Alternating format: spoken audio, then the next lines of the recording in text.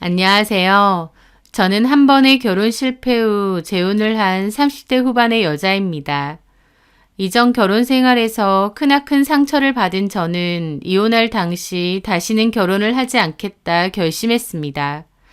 하지만 악몽 같은 이전 결혼 생활을 보상해 주기라도 한 것처럼 저에게 선물 같은 사람이 다가왔고 저는 결국 다시는 결혼하지 않겠다는 결심을 무르고 재혼을 하게 되었습니다.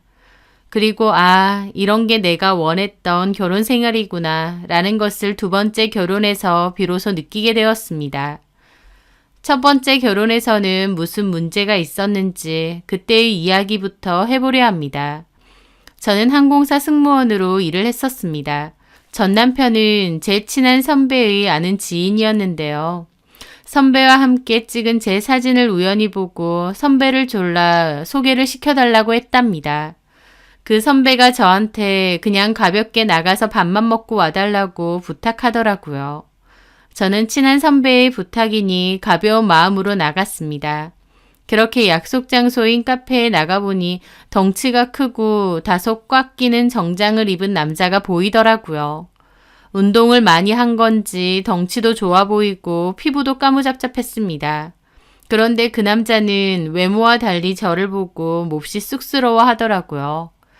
그렇게 소개를 시켜달라고 선배를 졸랐다면서 정작 제 눈도 잘 못 쳐다보고 당황해서 물까지 쏟더라고요.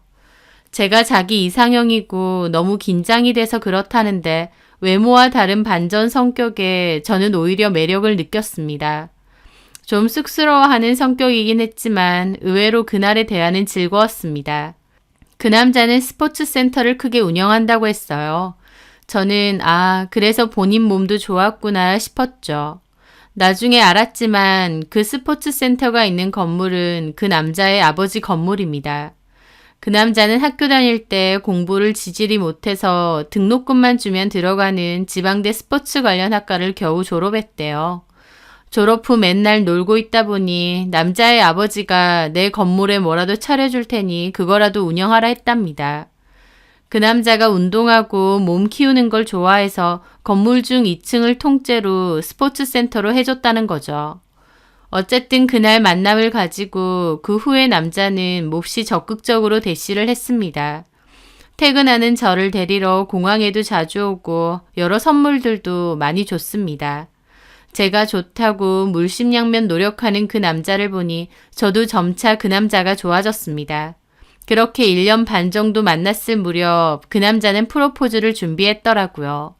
평생 행복하게 해주겠다, 늘 웃게 해주겠다던 그 남자의 말을 믿고 저도 결혼을 하겠다고 했습니다. 그렇게 양가 부모님 인사도 드렸고 축복 속에서 결혼도 했어요. 그런데 막상 결혼 생활이 시작되고 보니 남편은 제 생각과 너무 많이 달랐습니다. 나름 1년 정도 만나면서 이 사람에 대해서 잘 안다고 생각했는데 결혼하고 보니 또 다르더라고요. 일단 놀러 다니는 것을 너무 좋아했습니다. 저랑 같이 시간 보내고 놀러 다니는 거면 더할 나위 없이 좋았겠죠. 하지만 저는 신경도 안 쓰고 본인 친구들과 하루가 멀다 하고 만나서 술 마시고 놀러 다니기 바빴어요.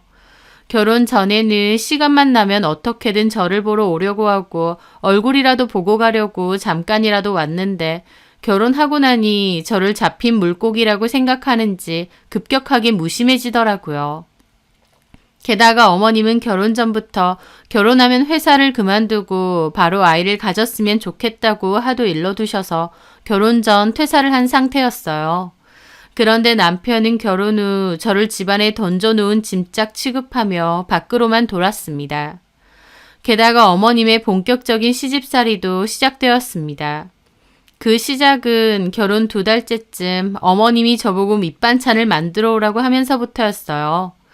왜 그러시지? 하며 제 나름대로 만들어서 시댁에 가지고 갔는데 어머님이 오만상을 찌푸리며 너 성수한테 이런 거 먹이니? 어머님, 맛이 없으세요? 그럼 넌 이게 맛있니? 간은 봤어? 네가 한번 먹어봐라! 하면서 젓가락을 저한테 툭 던지시는 겁니다. 저는 어머님 눈치를 보며 반찬을 먹었는데 솔직히 제 입에는 맛있었거든요. 맛있니? 네? 저는 괜찮은데. 괜찮아? 너 이 나물에 조미료 넣었지? 하시는 겁니다. 그래서 조미료라기보다 요즘은 액체로 돼서 맛을 더 살려주는 그런 제품도 나오더라고요. 그게 조미료잖아. 뭔 소리 하는 거야. 어쩐지 맛이 텁텁하더라니. 네가 이런 걸 먹이니까 성수가 나한테 집에서 밥을 먹기가 싫리 어쩌니 하는 거잖아. 네? 성수 씨가요? 황당하더라고요. 집에 있어야 밥을 먹던지 말던지 하죠. 거의 없습니다. 그나마도 집에 있을 땐 제가 차려주는 밥 군소리 없이 잘만 먹고요. 그런데 제 뒤에선 어머님에게 저렇게 말한 모양이었죠. 걔가 평생 내 음식 먹다가 이런 맛대가리 없는 거 먹으니 좋겠냐고. 너는 친정에서 뭘 배운 거야? 여자가 뭐 생긴 것만 반반하면 단 줄 알아? 너 처음부터 다시 배워 나한테. 하면서 어머님은 제가 만든 음식을 음식 쓰레기통에 집어넣는 겁니다. 저 너무 놀랐죠. 힘들게 만들어 온 음식을 음식 쓰레기통에 다 넣어버리시다뇨. 나중에야 안 일이지만 그때 어머님은 제 기를 잡으려고 그러신 거였습니다. 결혼 초장부터 저를 꽉 눌러놔야 시부모 말도 잘 듣고 남편한테도 잘한다고 믿는 분이었거든요. 그날 이후 어머님은 저를 주구장창 불러대셨습니다.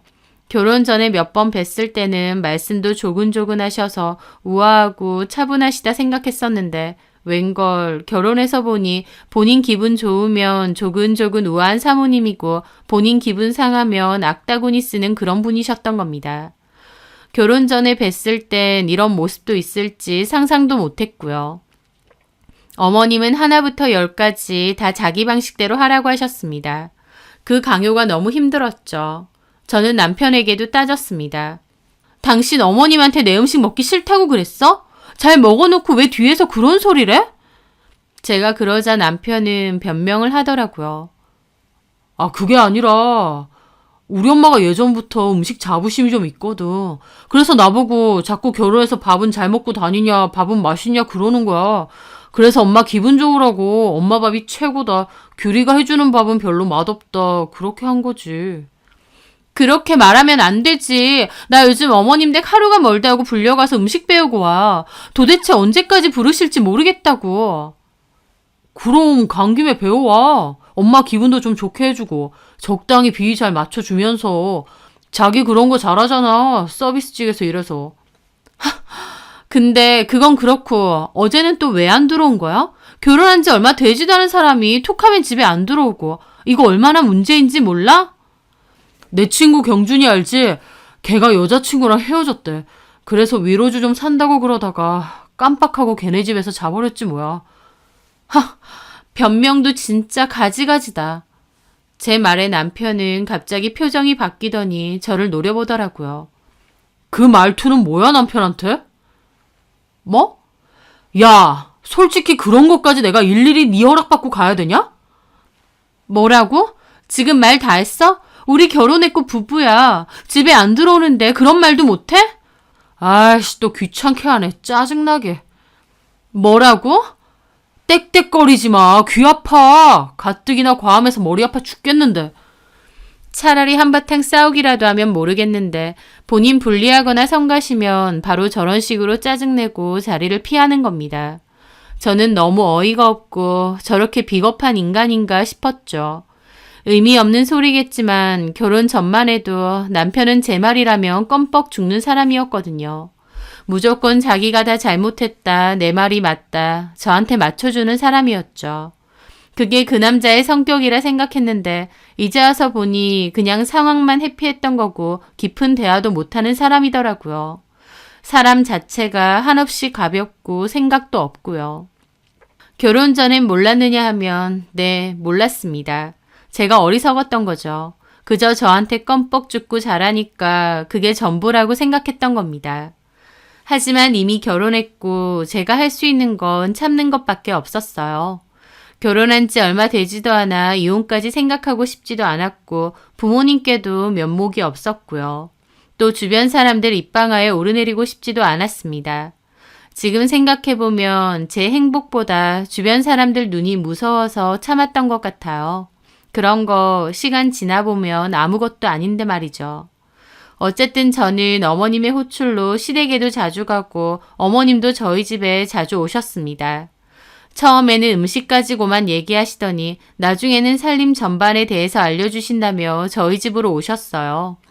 비싼 수업이라고 본인 스스로 말하시면서 살림에 대해서 배우라고 하셨습니다. 하지만 솔직히 어머님 없어도 저희 집 충분히 깨끗하고 저도 깔끔한 성격이라 부지런히 쓸고 닦는 편이거든요.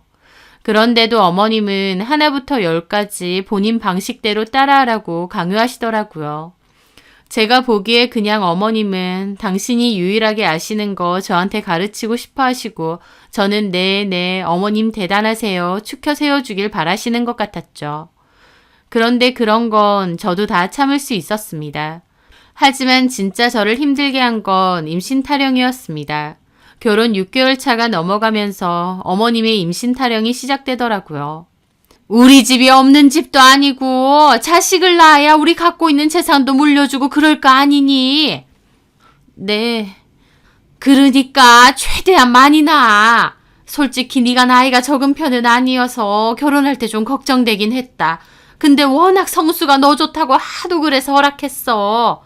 성수야, 평소에 워낙 운동 많이 하고 몸 관리 철저한 애잖니.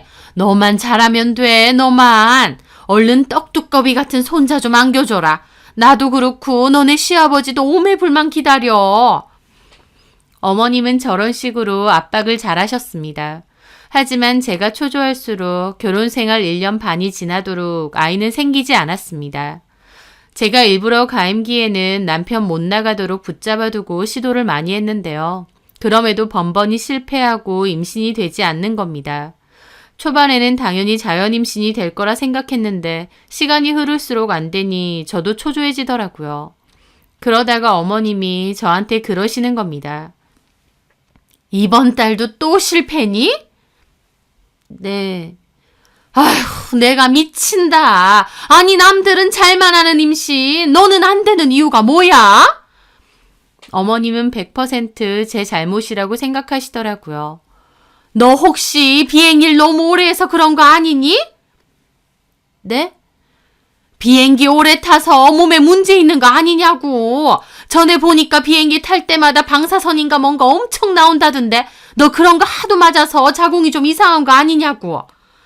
하면서 저를 비난하시더라고요. 무조건 저 때문에 임신이 안 되는 건지 확실치도 않은 상태에서 저를 비난하시니 저도 너무 화가 났죠. 그런 게 어딨어요, 어머니. 제 동료 친구들도 그렇고 선배들도 다 아이 잘 낳고 살아요. 그럼 너는 왜 그러는데? 병원은 가봤어? 네, 아무 문제 없다고 하던데요. 확실해? 네? 문제가 없는데 왜 안 되냐고. 그 말에 저도 기분 상해서 그랬죠. 어머님, 왜 자꾸 저한테만 문제가 있을 거라 생각하세요?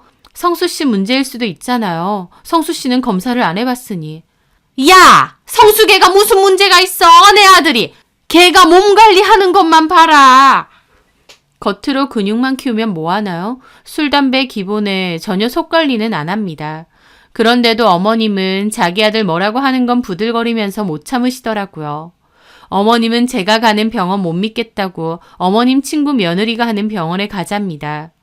저는 어머님 아는 분 병원에 가고 싶지 않았어요. 차라리 모르는 사람이 낫지 부끄럽기도 하고요. 하지만 어머님이 하도 우겨대는 통에 결국 갔습니다.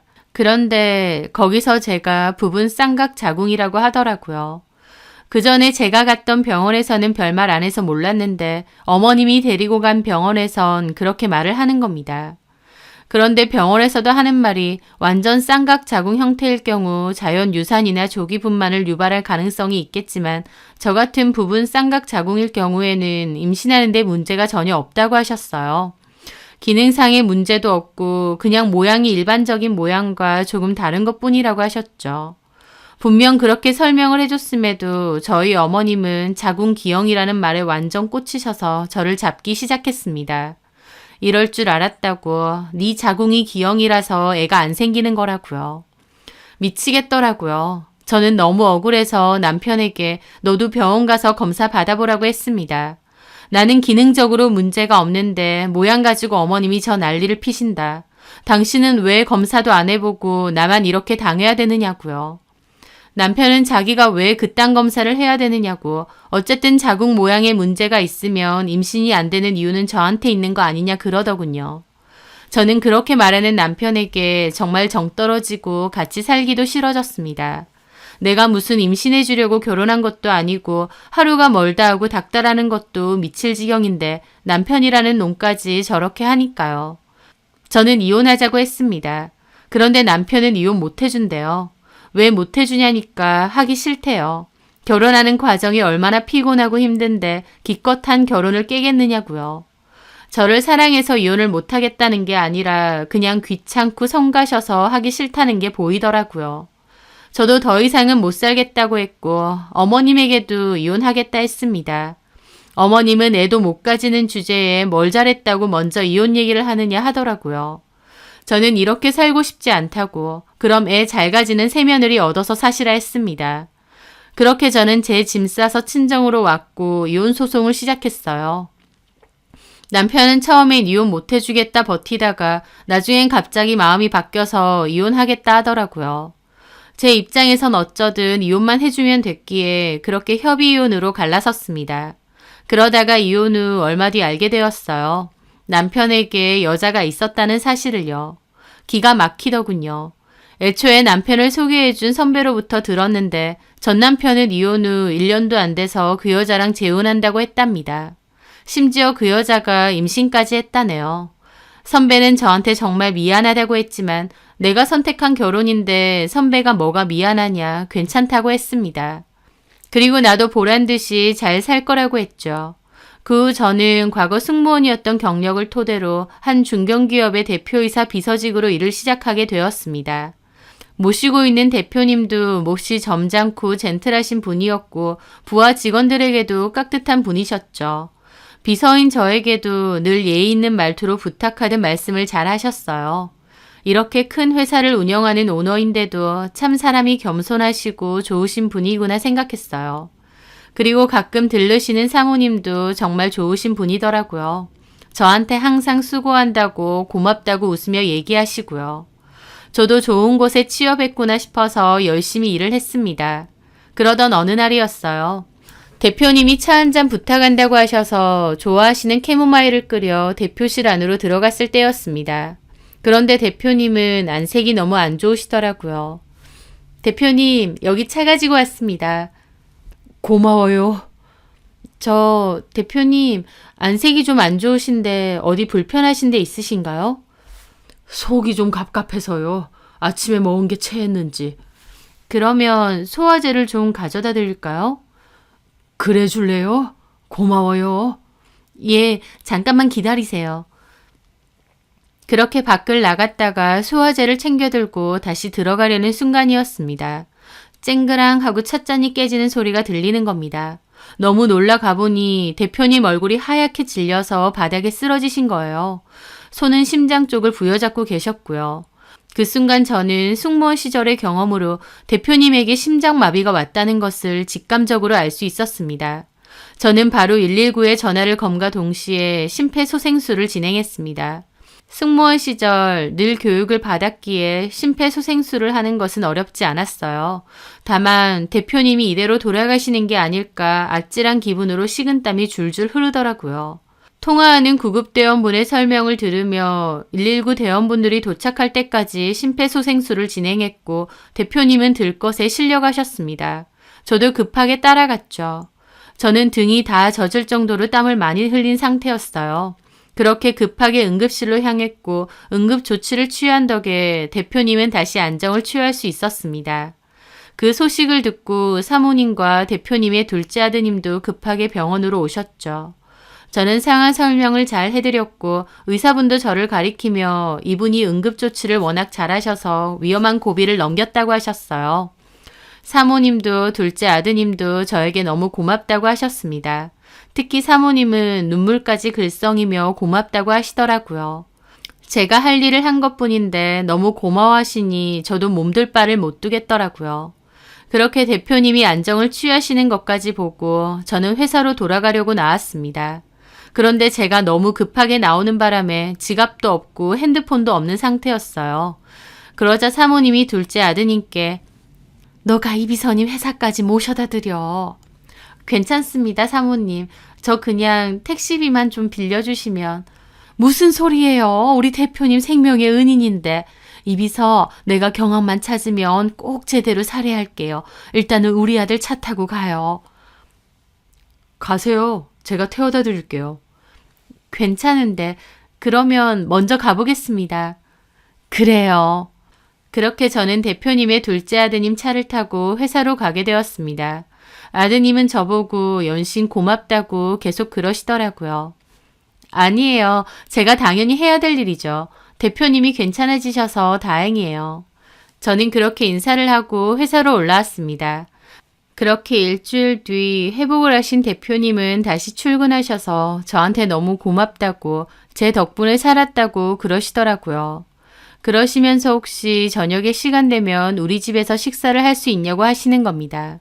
사모님이 저에게 식사 대접을 하고 싶어 하신다고요. 저는 기쁜 마음으로 감사히 가겠다고 했죠. 그리고 그날 점심 꽃다발 하나를 미리 사두었고 저녁에 대표님 차를 타고 함께 대표님 댁으로 갔습니다.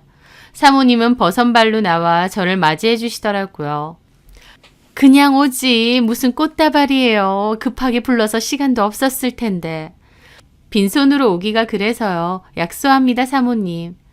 약소하긴 내가 좋아하는 걸로 너무 이쁜 거 사왔네. 어서 들어와요. 그렇게 대표님 댁에서 식사를 하게 되었어요.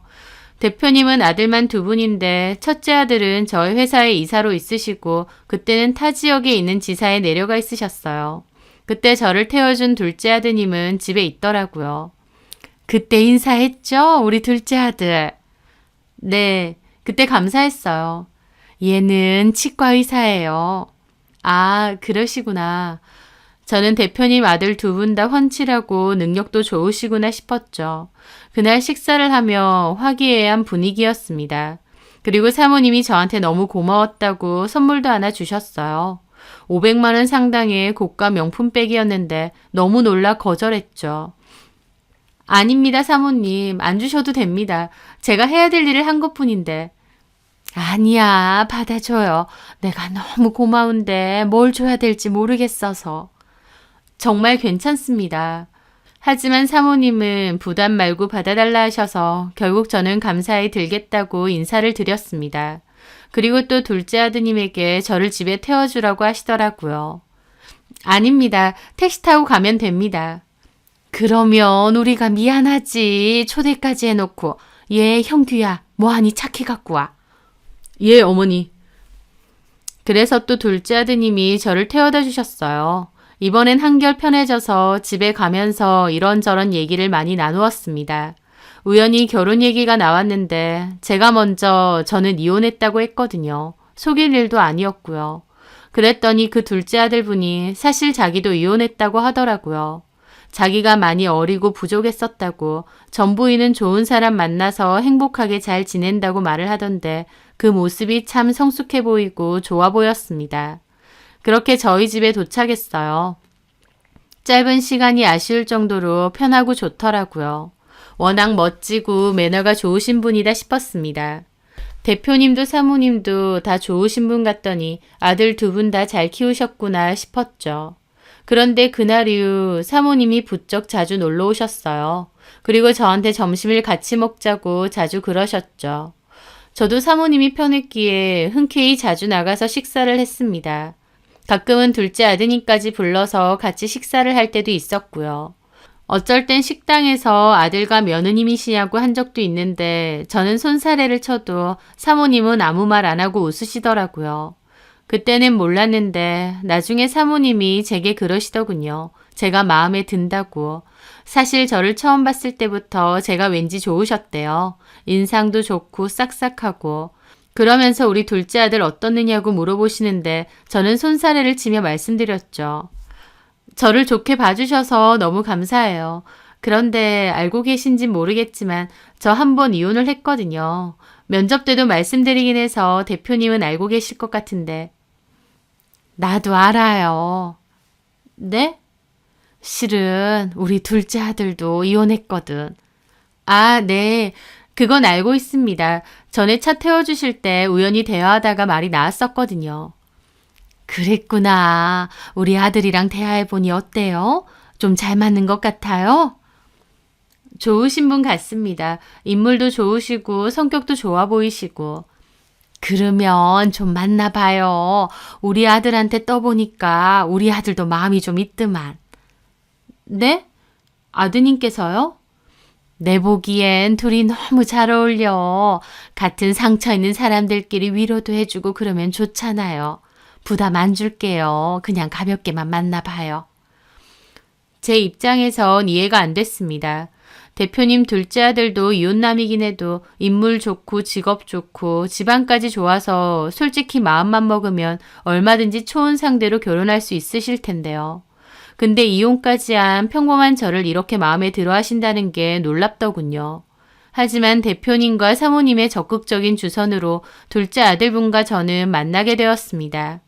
그 둘째 아들분도 한 번의 상처가 있기에 몹시 신중하고 조심스러운 분이셨고 저도 그랬어요. 하지만 만날수록 참 좋은 사람이라는 것이 느껴지더군요. 만날수록 더욱 그 사람이 좋아졌습니다. 전 남편과는 정반대의 성격에 조심스러운 편이지만 저는 그 모습이 오히려 좋더라고요. 그렇게 저희는 2년 정도 만나오다가 재혼 이야기까지 오가게 되었습니다. 사모님은 저를 처음 봤을 때부터 왠지 가족이 될 것 같았다며 환영해 주시더라고요. 아무것도 해올 것 없고 몸만 오라고 하셨어요. 그렇게 저는 한 번의 상처를 딛고 재혼을 하게 되었습니다. 저도 재혼 결정을 하기까진 수많은 고민이 있었어요.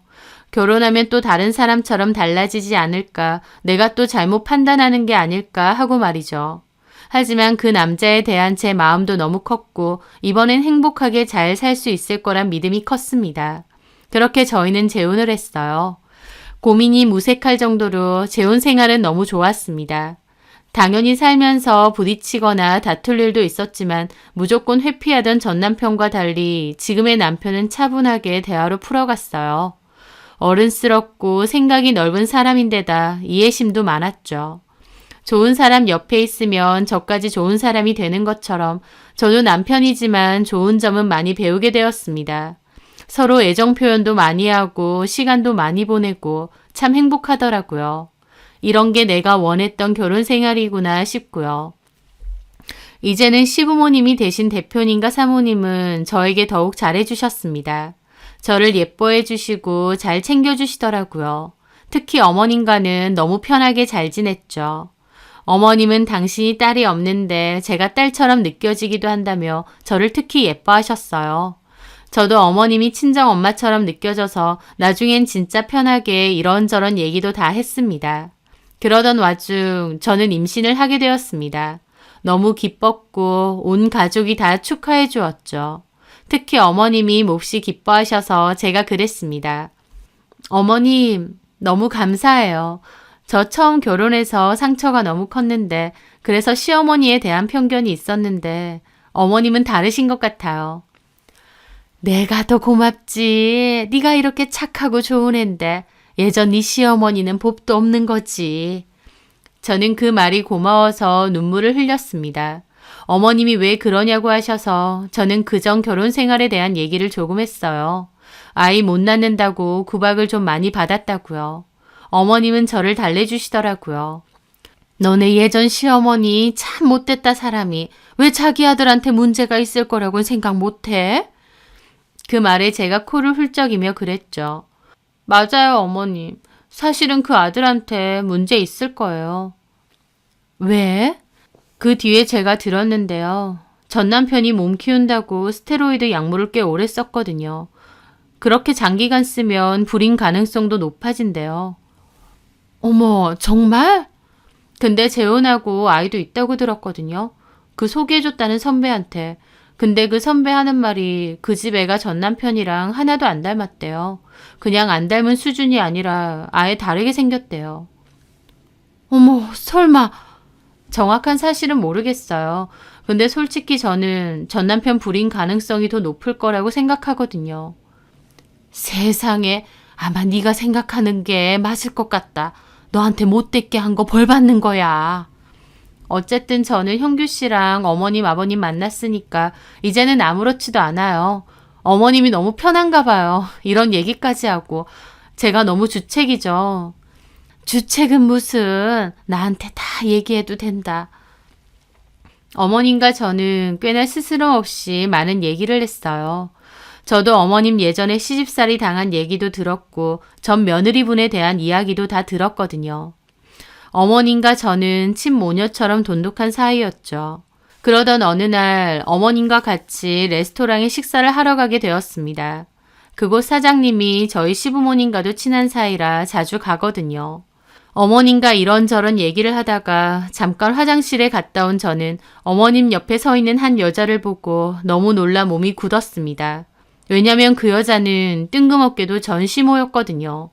저희 어머님과 무슨 친분인지 전시모가 옆에 서서 얘기 중인 겁니다. 갑자기 전시모를 만나니 몸이 뻣뻣하게 굳는 것 같았죠. 그런데 어머님과 전시모가 아는 사람인가 싶어 더욱 놀랐죠. 제가 다가가니 어머님 옆에서 얘기를 하던 전시모도 몹시 놀라더라고요. 어머, 이게 누구야? 그 모습에 저희 어머님도 어리둥절하시더라고요. 안녕하세요. 네가 여기 웬일이야? 하면서 저를 훑어보시는 겁니다. 우리 며느리랑 어떻게 하는 사이예요? 네? 며느리요? 전시모 눈이 튀어나올 듯이 놀라 저를 보더군요. 너 재혼했니? 이 사모님 댁으로? 네. 세상에, 말도 안 돼. 그 말에 저희 어머님도 대강 눈치채시더라고요. 어머님은 저에게 아가 여기 와서 앉아라 하며 옆자리로 부르시는 겁니다. 저는 전시모를 지나쳐 어머님 옆자리로 앉았죠. 아유 세상에 재혼한 줄은 몰랐는데 너 능력 있다? 저는 너무 불편해 아무 말 못하고 있었어요. 이런 데서 만날 거라고는 생각도 못했으니까요. 저희 어머님도 불쾌한 얼굴로 그러시더군요. 얘기 다 끝나셨나요? 저는 우리 며느리랑 할 얘기가 마저 있어서. 어머님은 그만 가보라는 뜻으로 웃으며 그러시더군요. 전 시모는 입을 삐죽이며 저를 슬쩍 노려봤습니다. 그리고는 예, 그럼 이만 다음 모임 때 뵐게요. 하면서 저를 끝까지 노려보더니 나가더라고요. 저 사람이었니? 너네 전 시어머니가? 네, 어떻게 여기서 만나는지. 어머님은 어떻게 하세요? 어머님이 대표 회장으로 있는 지역 여성 모임이 있는데요. 모임 회원 한 명이 전시모도 데리고 왔답니다. 껴달라고요. 아직 완전히 회원으로 받은 것도 아닌데 모임에 자꾸 온다고 하더군요. 그 모임은 지역 발전을 위한 봉사활동도 하고 친목도 도모하는 모임인데 모임 회원분들 모두 꽤나 자산가분들이시고 지역 유지분들이시거든요. 그래서 인맥 때문에 들어오고 싶어하는 사람도 많은데 전시모도 그중 한 명이라고 하더라고요. 새삼 세상이 좁구나 싶기도 했죠. 어머님과 전시모가 안다고 생각하니 저도 왠지 불편한 마음이 더 들었습니다. 그런데 그날 레스토랑 앞 야외 주차장에서 전시모를 또 마주치게 되었어요. 어머님은 화장실 갔다 오신다고 해서 저 혼자 기다리고 있는데 전시모가 나오다가 저를 보고 다가와서 시비를 걸더군요. 이야, 너 능력 있다. 어떻게 그 회사 며느리 자리로 재혼하니? 저 사모님이 너 재혼인 거 알아? 혹시 속였니? 저기요. 그쪽이랑 저랑 이제 아무 사이도 아닙니다. 말 함부로 하지 마세요. 뭐야? 부잣집 시집 갔다고 콧대 높아진 것 봐. 야, 저 집에서 너 애도 못 갖는 거 알아? 우리 아들은 결혼한 거 알지? 네가 못 갖는 애도 우리 며느리는 척척 낳아주더라. 어쩌라고요. 제 할 바 아니잖아요. 가던 길 가세요. 어머, 막대 먹은 것 봐. 저 사모님은 너 이런 거 아니? 그때 저희 어머님이 다가오셨습니다. 저희 며느리한테 뭐라고 하셨어요? 예? 대강 들어서 알겠는데 이제 아무 사이 아니잖아요. 근데 왜 남의 며느리 붙잡고 이러쿵저러쿵 하고 계신 거예요? 그게 아니라 저는 걱정돼서요. 뭐가요? 얘가 어떤 앤지 다 알고 결혼시킨 거 맞으세요? 저희 애가 어떤 앤데요? 자궁 기형이잖아요. 애도 못 갖는. 그 말에 저 열이 확 받더라고요. 이 아줌마가 진짜 미쳤나 싶었죠. 그런데 저희 어머님 흥분도 안 하고 웃으면서 우아하게 말하시더라고요. 우리 며느리 임신 9주차예요. 기특해서 오늘 맛있는 밥 사주려고 부른 거고요. 예? 아니, 자궁이 기형인데 무슨 임신을? 저기요, 함부로 기형이니 뭐니 그딴 말하지 마세요. 우리 며느리가 뭐가 기형입니까? 병원에서도 아무 문제 없댔는데. 2년 가까이 임신 안 됐거든요. 근데 지금은 됐잖아요. 그러면 아마 되게 하더니 문제 아니겠어요? 저기요, 내가 사모님 해주니까 정말 우리 아들 이미 애도 있거든요? 그 말에 옆에 있던 제가 코웃음 치며 그랬죠. 네, 축하드려요. 그토록 원하던 떡두꺼비 같은 손주 생기셨네요.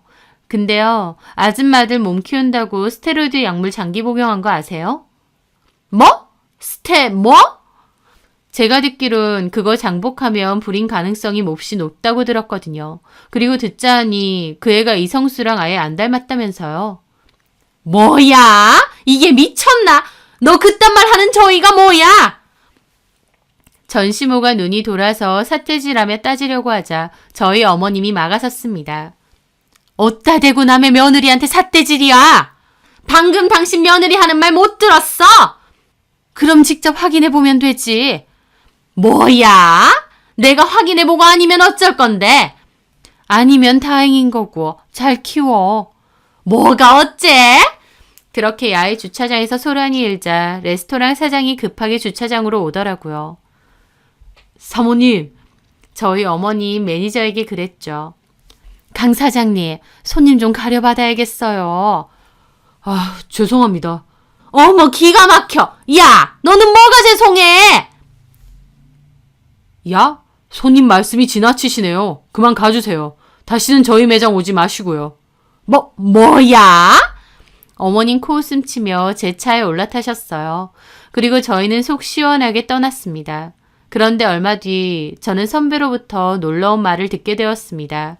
그날 저랑 어머님이랑 한바탕 했던 전시모가 뭔가 찜찜했는지 진짜 손주를 상대로 친자 확인을 했던 모양이었죠. 제 생각엔 아마 시모도 뭔가 찝찝했을 것 같은데 저랑 어머님 얘기 듣고 확인을 해봐야겠다 싶었던 것 같아요. 그래서 결과는요. 네, 그 아이는 정말로 전 남편의 친자가 아니었다는 겁니다. 충격받은 전 남편은 병원에서 검사를 했는데 정말 너무 오랜 기간 스테로이드제 복용을 해서 거의 무정자증인 상태였다고 했습니다. 전 남편의 문제가 맞았던 거죠. 그 집 완전 뒤집어졌다고 하더라고요. 그런데 그 여자도 보통 여자는 아니라서 집안에 있던 돈이랑 금괴까지 들고 날랐다고 했습니다. 전 남편이 금 재테크를 한다며 금을 집안에 많이 모아두었거든요. 그거 싹 들고 아이랑 날라서 경찰에 신고했다고 하더라고요. 선배한테 전해듣는데 얼마나 기가 막히고 웃긴지 직접 그 꼴을 두 눈으로 못 봐서 아쉬울 지경이었죠. 저는 이 일을 어머님에게도 전했고 어머님도 너무 꼬셔하시더라고요. 그렇게 시간이 흘렀고 저는 3월 출산을 앞두고 있습니다. 한때 그토록 염원했던 아이. 그때는 왜 그렇게 아이가 안 생길까 힘들었는데 이제 와서 보니 이렇게 축복받으며 행복한 가정 속에서 태어나려고 천천히 왔나 봅니다. 늘 감사한 마음으로 시부모님께도 잘하고 남편에게도 잘하면서 살려고 합니다. 특히 언제나 제 편인 어머님에게 잘하고 살고 싶어요. 그게 저에게 온 행운이자 행복을 잘 지키는 일이니까요. 제 사연 들어주셔서 감사합니다.